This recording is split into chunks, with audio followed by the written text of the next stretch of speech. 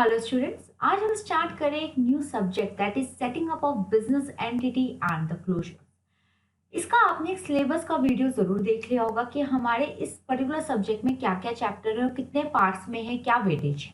ठीक है, आज मैं आगे का कंटिन्यू करती हूँ उसके आगे कि आज हम पहले एक छोटा सा इंट्रोडक्शन ये लेंगे कि हमें किस तरह से नोट्स बनाने हैं, लॉ कैसे पढ़नी है और रिविजन्स कैसे करनी है।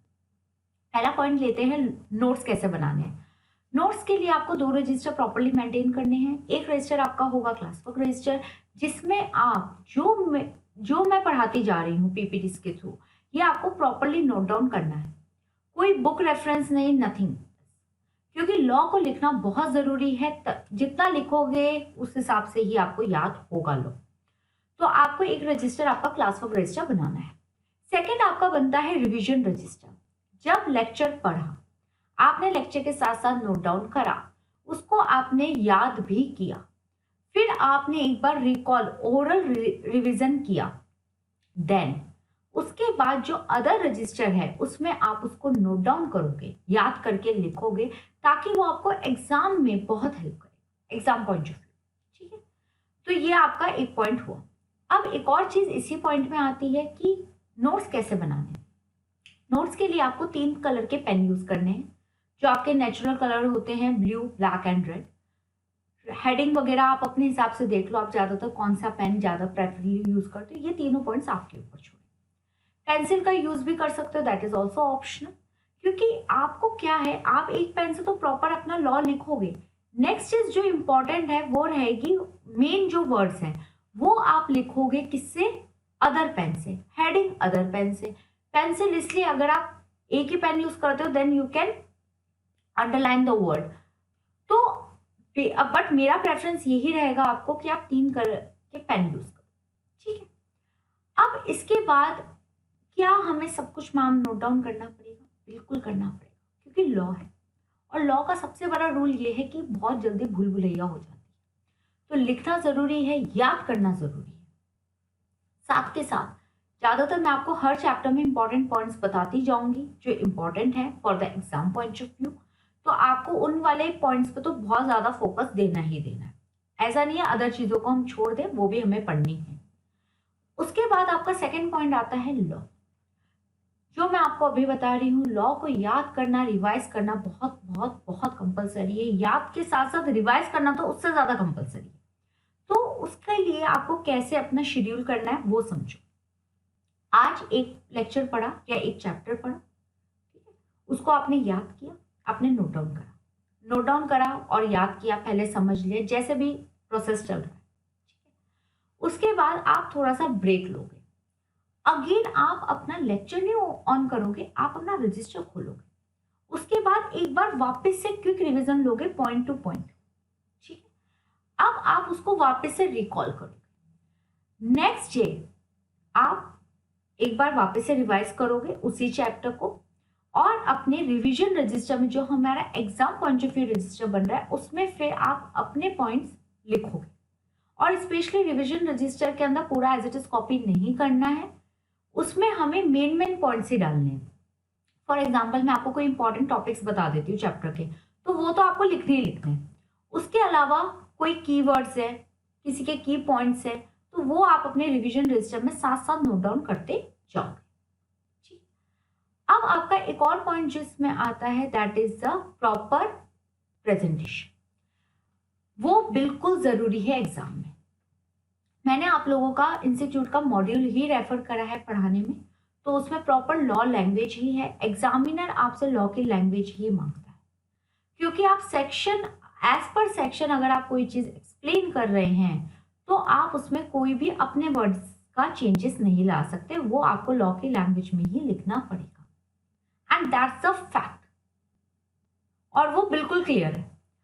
कभी कभी मैं भी कहती हूँ कि नहीं, आप अपनी लैंग्वेज में भी आप आंसर प्रेजेंट कर सकते हैं, बट वो सिर्फ वो होते हैं कि जब आप अपने की वर्ड्स को एक्सप्लेन करें। जैसे फॉर एग्जाम्पल आपसे कुछ मेरिट्स पूछे, एडवांटेजेस पूछे, वो आपने मेन मेन वर्ड्स तो आपने मॉड्यूल के लिख दिया, उनके एक्सप्लेनेशन आप अपने वर्ड्स में लिख सकते हो। बट जहां पे लॉ एक्सप्लेन की बात आती है, प्रोविजंस एक्सप्लेन की बात आती है, वहां पे आपको लॉ की लैंग्वेज ही यूज करनी है। आपको बहुत डेडिकेट होकर लॉ को याद करना पड़ेगा। सेक्शंस, बिल्कुल सेक्शंस याद करने पड़ेंगे। और आपके इस वाले सब्जेक्ट में फॉर्म्स नंबर भी बहुत सारे हैं, तो जहां जहां जो इंपॉर्टेंट है वो मैं आपको बता दूंगी और आपको उनको रेफर करके याद रखना बहुत जरूरी है, कंपल्सरी है, समझ लो। ठीक है, तो इस तरीके से आपको फॉर्मेटिंग करनी है अपने पढ़ाई की शेड्यूल की। चाहो यही एक तरीका आप अपने हर एक सब्जेक्ट में भी यूज कर सकते। इसी के साथ साथ हम स्टार्ट करते हैं हमारा पहला chapter, that is choice of business organization. एक बिजनेस को स्टार्ट करने के लिए आपके पास कितने ऑप्शंस, कितने वेराइटीज अवेलेबल हैं। Choice of a business organization topic ही यही है। कितने टाइप्स के आपके पास बिजनेस ऑर्गेनाइजेशन है, फटाफट से समझते हैं। सोल प्रोप्राइटरशिप, दैट मीन्स पहला पॉइंट है आपका सोल प्रोप्राइटरशिप। इसका मतलब ये होता है एक इंडिविजुअल पर्सन जो खुद ही बिजनेस को फॉर्म करता है, मेंटेन करता है, कंट्रोल करता है, इसमें और कोई पर्सन नहीं होता। सोल मतलब अकेला, प्रोप्राइटरशिप मतलब बिजनेस, अकेला बिजनेस कर रहा है, that is the sole proprietorship. Next आपका आता है पार्टनरशिप। पार्टनरशिप मीन्स दो या दो से ज्यादा जने कोई एक अग्रीमेंट में मिलके कोई काम करते हैं, फॉर्म करते हैं, वो पार्टनरशिप हो जाती है। HUF, Hindu undivided family, that means कि एक फैमिली है, उसमें जो मेल का जो हेड पर्सन है, जो फैमिली के मेल हेड पर्सन है, वो कर्ता कहलाते हैं। वो एक प्रॉपर डीड बनाते हैं और उसका HUF में रजिस्ट्रेशन करवा लेते हैं, बैंक अकाउंट खोल लेते हैं HUF के नाम पे, और एक नाम अपने नाम से ही HUF क्रिएट कर लेते हैं। जब उनके नाम से HUF क्रिएट होती है, उसका मतलब ये उनके बाद जितने भी मेल मेंबर्स रहेंगे उस फैमिली में, अलग अलग जनरेशन में, वो ऑटोमेटिकली HUF का पार्ट बन जाते हैं। तो कोई स्पेशल रजिस्ट्रेशन की इसमें रिक्वायरमेंट नहीं होती है। नेक्स्ट आता है आपका LLP, that is the limited liability partnership. ये एक ऐसा ऑर्गेनाइजेशन मैं बोल सकती हूँ और एक ऐसा फॉर्मेशन बोल सकती हूँ LLP का। इसमें होता क्या है, इसमें कोई एक पर्टिकुलर प्रोफेशनल नहीं होता। फॉर एग्जाम्पल इसमें लेते हैं CA, CS, CWA, एडवोकेट, अलग अलग अपने एक्सपर्टाइज के लोग मिलके जब एक साथ काम करते हैं, उनको एक LLP फॉर्म करनी जरूरी होती है, that is a limited liability partnership. Next आपका आता है ब्रांच ऑफिस। ब्रांच ऑफिस क्या होती है, आज आप एक कंपनी है, आपने दिल्ली में खोल रखी है, बट यस आपको उसकी रिक्वायरमेंट कुछ और, उसके काम की आपको रिक्वायरमेंट मुंबई में है, महाराष्ट्र स्टेट में, तो आपने अपनी ब्रांच ऑफिस वहां पे ओपन कर दी, that is the meaning of branch office. Next आता है कंपनी। कंपनी कैसे फॉर्म होती है ये भी हम इसमें पढ़ेंगे, अलग अलग चैप्टर्स हैं इसके लिए भी, पब्लिक कंपनी, प्राइवेट कंपनी सारी हैं इसमें। इन सब पे एक रेगुलेशन लगता है, that is the companies act 2013। उसके साथ साथ रूल्स भी लगते हैं, जो कंपनीज रूल बने हुए हैं इन 2014। लास्ट आता है आपका कोऑपरेटिव सोसाइटीज, जो मिलके काम करती हैं। ठीक है, इनके लिए भी एक टॉपिक है जहां पे पूरा एक्सप्लेनेशन इसका ही पढ़ेंगे। तो इस तरीके की आपकी क्या है, types of business organization. Next आता है कंपनी। कंपनी के भी काफी फॉर्मेशंस होती है। OPC company, one person company, अकेला पर्सन मालिक होता है और काम करता है। नेक्स्ट आता है आपका प्राइवेट लिमिटेड कंपनी, जहां पे मिनिमम 2 लोगों चाहिए जो कंपनी को स्टार्ट कर सके। पब्लिक लिमिटेड कंपनी, वहां पे कम से कम 3 जने चाहिए, जहां पे आप पब्लिक लिमिटेड कंपनी बना सकते हो। गारंटी कंपनी, गारंटी कंपनी मतलब एक कंपनी है जो प्रॉपर्ली गारंटीड है, गारंटी लेती है सारी चीजों की। स्टैट्यूटरी कंपनी, कंपल्सरी कंपनी हो गई। सब्सिडरी कंपनी जो आपकी होल्डिंग का पार्ट होता है, मतलब स्टैट्यूटरी कंपनी या होल्डिंग कंपनी हम बोल सकते हैं, उसके अंडर कोई कंपनी आती है, that is the subsidiary company. Insurance company जो इंश्योरेंस वगैरह से डील करती है। अनलिमिटेड कंपनी मतलब हर तरीके की कोई भी लिमिट पे नहीं। ठीक, इस तरीके की आपकी कंपनी फॉर्म होती है। अब हम एक और टॉपिक पढ़ेंगे, that is the factors governing the decision for suitable form of organization. अगर आज आपको कोई ऑर्गेनाइजेशन फॉर्म करनी है, तब आपको क्या पॉइंट्स को माइंड में रखना है, तब आप किसी एक कैटेगरी फॉर्म ऑफ ऑर्गेनाइजेशन को चूज करके बना सकते हो। ठीक है, अब देखते हैं फैक्टर्स क्या है उस डिसीजन के लिए। पहला फैक्टर आता है आपका नेचर ऑफ बिजनेस एक्टिविटी। आप किस तरीके की बिजनेस एक्टिविटी करना चाहते हो, और वो किस फॉर्म वाले पे सुटेबल है तो आप वो फॉर्म ऑफ बिजनेस कर सकते हो। स्केल ऑफ ऑपरेशन, क्या आप किस लेवल पे अपने काम को लेके जाना चाहते हो। कैपिटल रिक्वायरमेंट, कितनी आपको पूंजी की जरूरत है। मैनेजरियल एबिलिटी, आप में कितनी एबिलिटी है, आप किस तरह से उसको मेंटेन कर सकते हो, संभाल सकते हो। Degree of control and management, आपका कंट्रोल और मैनेजमेंट की कितनी कैपेसिटी है। रिस्क और लायबिलिटी, आप कितना ले सकते हो और कितना वो काम करोगे तो उसमें कितना रिस्क और लायबिलिटी बनता है। स्टेबिलिटी ऑफ बिजनेस, बिजनेस की स्टेबिलिटी क्या रहेगी वो आपको देखना है इसमें। फ्लेक्सिबिलिटी ऑफ एडमिनिस्ट्रेशन, एडमिनिस्ट्रेशन कितना फ्लेक्सिबल रहेगा, आप जो काम करना चाह रहे हो उसमें आपकी जो एडमिन पार्टी है, एडमिन इंडिविजुअल्स जो आपके साथ हैं, उसके अंदर आपकी फ्लेक्सिबिलिटी क्या रहेगी, उसको आपको कैसे मेंटेन करना है। डिवीजन ऑफ प्रॉफिट, प्रॉफिट्स को आपको किस तरह से डिवाइड करना है। नेक्स्ट आपका आता है cost, procedure and government regulation, वो सब क्या लग रहे हैं, कितनी कॉस्ट लग रही है, कैसे प्रोसीजर है और गवर्नमेंट रेगुलेशन इन पे क्या आ रहे हैं। टैक्स इम्प्लीकेशंस क्या है, ज्योग्राफिकल मोबिलिटी क्या है, ज्योग्राफी मतलब जहां पे आप काम करना चाह रहे हो उस एरिया में इसकी क्या वैल्यू है इस काम की। ट्रांसफरेबिलिटी ऑफ ओनरशिप, क्या आप ऐसे काम में आप कोई ऐसा काम कर रहे हो उसमें आपके ओनरशिप आप किस तरह से ट्रांसफर कर सकते हो, वो फीचर्स है नहीं है, क्या है।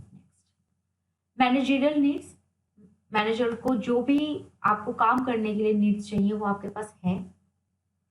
सीक्रेसी, सीक्रेट रख सकते हो काम को। इंडिपेंडेंसी, इंडिपेंडेंट होकर आप काम कर सकते हो। ये सारे पॉइंट्स आपको ध्यान में रखने हैं किसी भी फॉर्म्स ऑफ बिजनेस ऑर्गेनाइजेशन को चूज करने के लिए।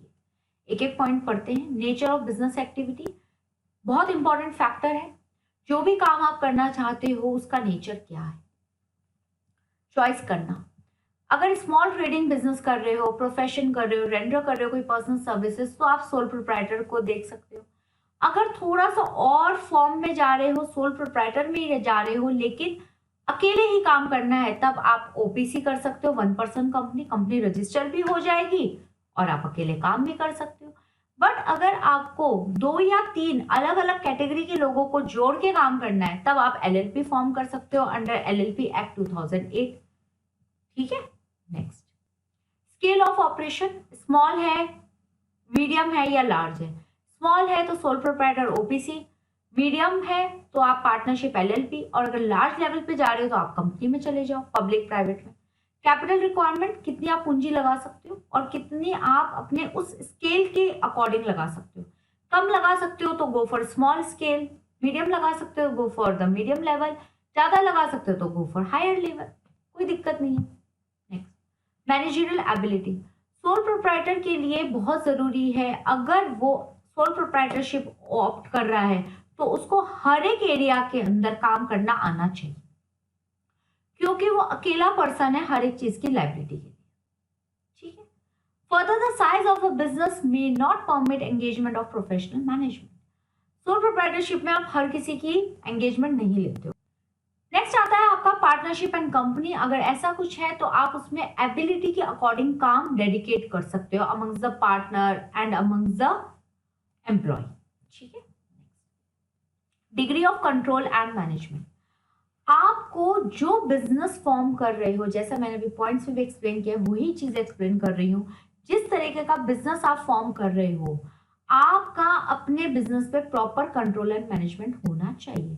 जैसे सोल प्रोप्राइटर, ओपीसी, इन सब के केस में सब कुछ कंट्रोल उन्हीं को करना पड़ेगा जो ओनर है। पार्टनरशिप एंड कंपनी के केस में क्या होता है, कंट्रोल और मैनेजमेंट भी आप डेडिकेट कर सकते हो। Next, risk and liability, same factor है, अगर हम ओपीसी या सोल प्रोप्राइटर पे जाते हैं तो सारा रिस्क और लायबिलिटी अकेले उस पर्सन की बनती है, अदर फॉर्म ऑफ बिजनेस के अंदर डिवाइड हो जाती है। अगर स्मॉल लेवल का आपका बिजनेस है तो रिस्क अमाउंट भी स्मॉल रहेगा, और जैसे जैसे हाई करते जाओगे अपने बिजनेस को तो उतना ही रिस्क फैक्टर बढ़ता जाता है। स्टेबिलिटी ऑफ बिजनेस, ये बहुत इंपॉर्टेंट फैक्टर है कि आप अपने बिजनेस को किस तरह से स्टेबल रख सकते हो। तो आपको इस तरीके का ही ओनरशिप ऑप्ट करनी है प्रॉपर डिसीजन लेके कि हम इस तरह से ही अपने बिजनेस को स्टेबल रख पाएंगे। ठीक है, प्रॉपर स्टेबिलिटी होना बहुत जरूरी है। फ्लेक्सिबिलिटी ऑफ एडमिनिस्ट्रेशन, देखो कोई भी ऑर्गेनाइजेशन, चाहे वो कंपनी हो, पार्टनरशिप हो, सोल प्रोप्राइटर हो, ओपीसी हो, या any form of a company, administration proper flexibility पे होना चाहिए। मतलब जो भी ऑर्गेनाइजेशन के डिसीजन है वो प्रॉपरली टाइम टू टाइम लेने चाहिए। इंटरनल ऑर्गेनाइजेशन को बहुत अच्छे से डेवलप होना चाहिए कि कम से कम लॉस में वो एक प्रॉपर डिसीजन ऑप्ट कर सके और उसको फॉर्मुलेट कर सके और अपने काम को कैरी ऑन कर सके। That is a flexibility of administration. Points है, आप इसको एक्सप्लेनेशन में, और हाँ एक चीज और है, इस ये जो सारे पॉइंट्स है आप इनको अपनी लैंग्वेज में भी एक्सप्लेन कर सकते हो, बट कोशिश करना थोड़ी सी इंग्लिश अच्छी लिखो उसमें।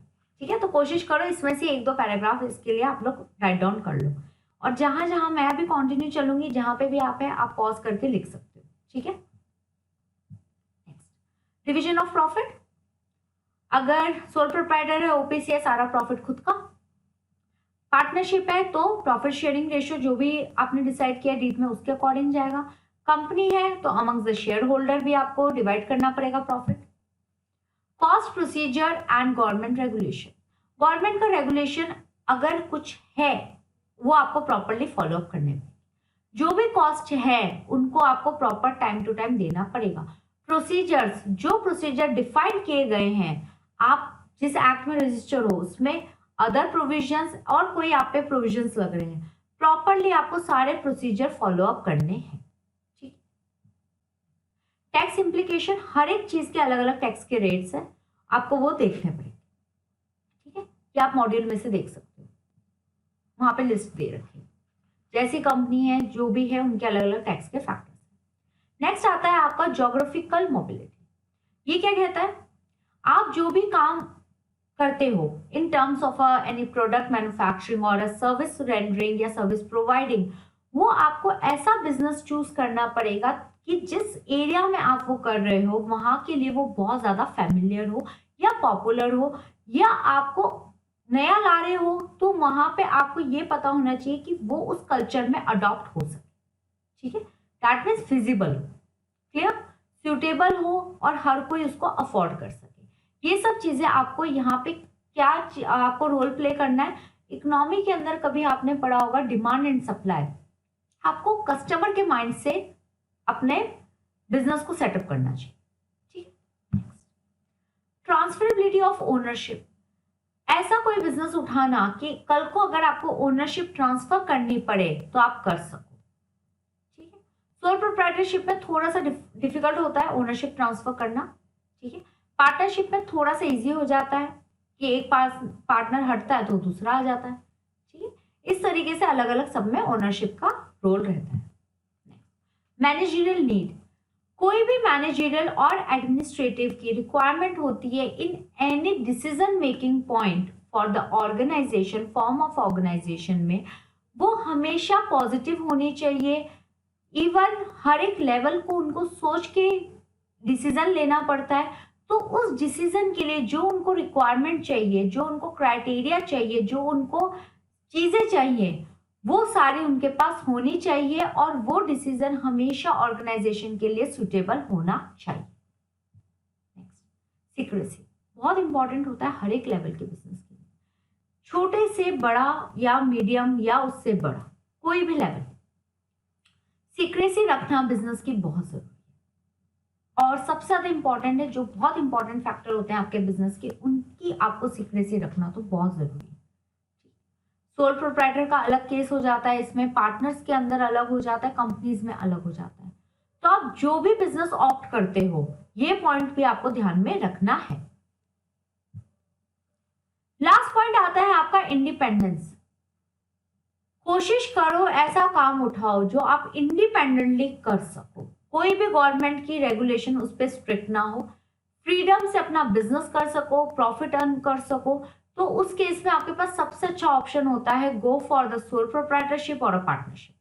वहां पे ज्यादा गवर्नमेंट के कोई ज्यादा रेगुलेशंस नहीं है। इसी के साथ साथ आपका चैप्टर नंबर 1 ओवर होप आप लोगों को बहुत अच्छे से क्लियर हो गया होगा। बहुत इजी सा था ये, आपको 16 पॉइंट याद रख लो, एक्सप्लेनेशन तो आप लोग खुद भी लिख लोगे। ठीक है, अब इसी तरह से हमारे लेक्चर्स चलेंगे। ओके, नेक्स्ट चैप्टर छोटे छोटे लेक्चर्स में ही लिया जाएगा, ज्यादा बड़ा कोई लेक्चर नहीं बनेगा। उसका मेन रीजन यही है छोटे छोटे लेक्चर्स बनाने का, कि आप लोगों पे ज्यादा बर्डन ना बने। छोटे छोटे लेक्चर पे आप चैप्टर भी खत्म कर लो और क्विकली आप रिवाइज कर सको और आप रिविजन्स पे भी टाइम दे सको, और सेकेंड आप अदर सब्जेक्ट्स पे भी ध्यान दे सको। छोटे छोटे लेक्चर्स रहेंगे, कंटिन्यू पढ़ते रहना और याद करते जाओ, रिविजन्स करते जाओ, और अगर उसके अलावा आपको कोई इश्यूज आते हैं तो आप मेरे से बात भी कर सकते हो, ठीक है, पूछ भी सकते हो। ठीक है, तो नेक्स्ट लेक्चर में हम न्यू चैप्टर स्टार्ट करेंगे। Thank you.